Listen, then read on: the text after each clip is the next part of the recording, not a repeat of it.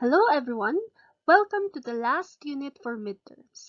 My name is Shaina Yu Albert and I will be your facilitator for this topic. Let us have a recall. In Unit 1, you were given an overview of the management process. Can you still remember the different steps of the management process? We have P, O, S, D, and C. Planning, organizing, staffing, directing, and controlling.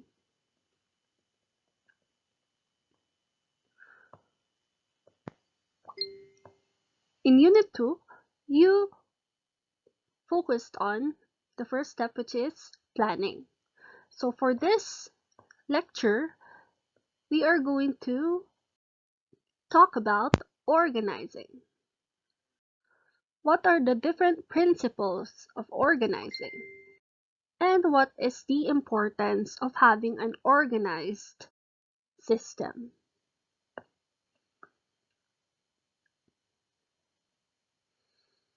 Before we proceed, let us first define what organizing is. According to the book, organizing is the process of classifying and categorizing personnel, establishing relationships among them, and defining authority and responsibilities. This is the process of establishing utility of all resources in the management system. After this unit, you should be able to: number 1, outline the nature and development of an organization. Number 2, explain the various organizational principles and basic components of an organization. Number 3, identify the different forms of organizations. 4, compare and contrast formal and informal pharmacy organization structures. And 5, describe the elements of delegation.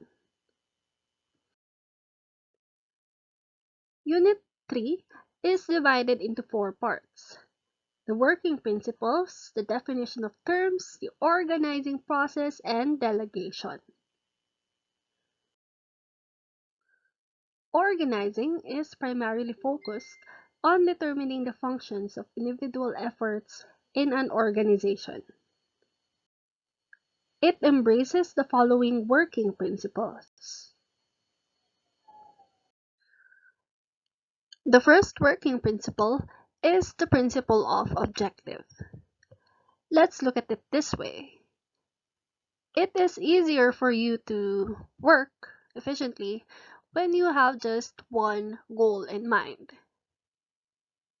or when you have one goal for the day, as compared to when you have, let's say, 10 goals for the day. Sometimes you don't even know where to start anymore. This is the same in management. Workers are more efficient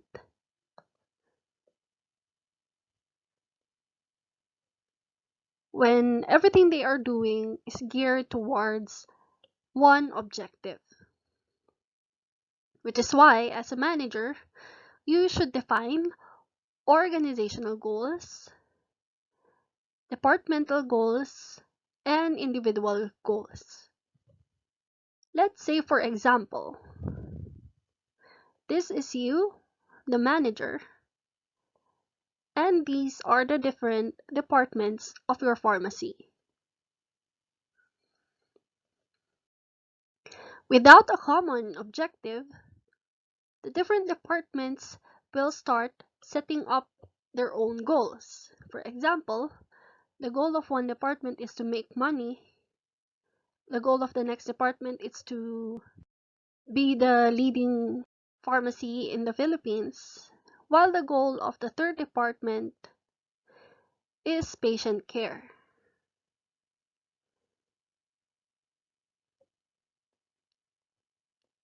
As the manager, it is your job to make sure that everyone is working towards a common aim.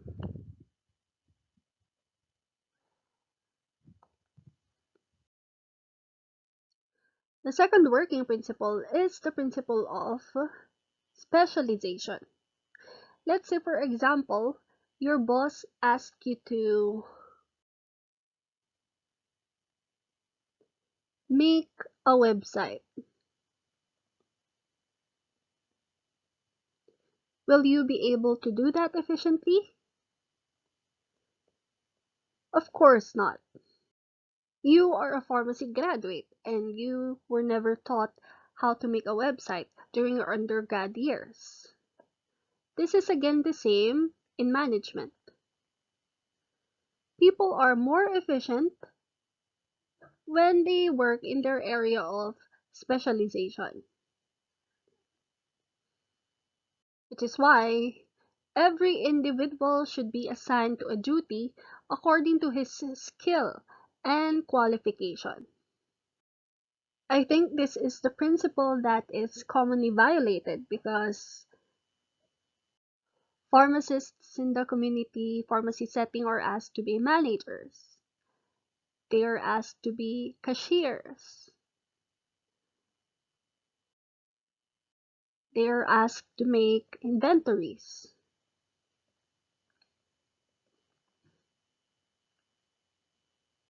And sometimes they are even asked to do some accounting.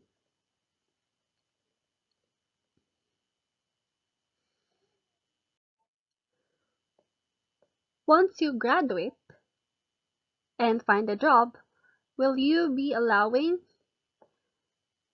your boss or superior to make you do things that are out of your field of specialization? For some, they see it as an experience. How about you?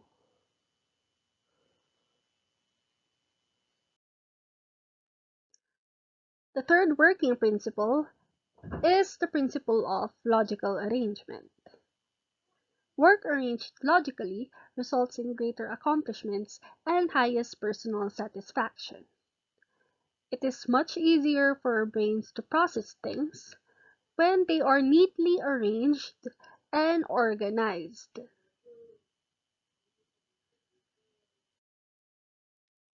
The principle of busyness states that the more people in the organization, the more work they tend to find. The principle of span of control, on the other hand, states that the more people each manager can effectively manage or handle, the smaller the total number required to obtain results. The definition is a bit confusing, but we will discuss this more in detail later on. The last working principle is the principle of minimum levels. According to this, people are more effective when there are fewer levels within the span of supervision. Let us take a look at the example on your screen. This leader has too many people under him. And what have you observed? For example, when you have too many group mates for a certain activity. Some of your group mates do not contribute anymore to the activity since the leader has too many people to manage. Those are the different working principles. If you have understood the principles, you can now proceed to the next part, which is the different definition of terms.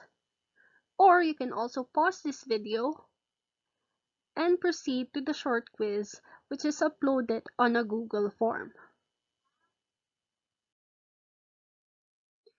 We are done with the different working principles. What are they again? We have the principle of objective, the principle of specialization, the principle of logical arrangement, busyness, maximum span, and minimum levels. Let us now proceed to the definition of terms. When we say organization, this is the process of structuring activities, procedures, and people within the business. It is a formal and intentional design of structures, roles, and positions. An organizational structure, on the other hand, basically refers to the division of executives, departments, and groups in terms of their activities or tasks. This is so that people will see how those groups relate to each other.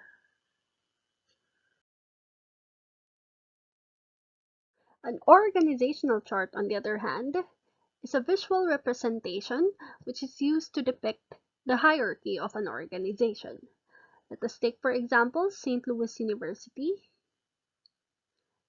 It is led by, of course, Father President, and under Father President, we have 3 Vice Presidents. Under the Vice President for Academic Affairs, we have the different deans. And then under the Dean of the School of Natural Sciences is Ma'am Rhoda and the other department heads. Under the department heads are your facilitators or your faculty members. And then under the faculty members are, of course, our students.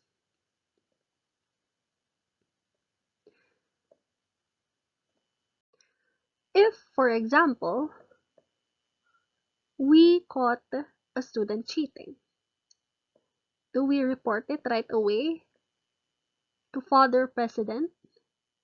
Of course not.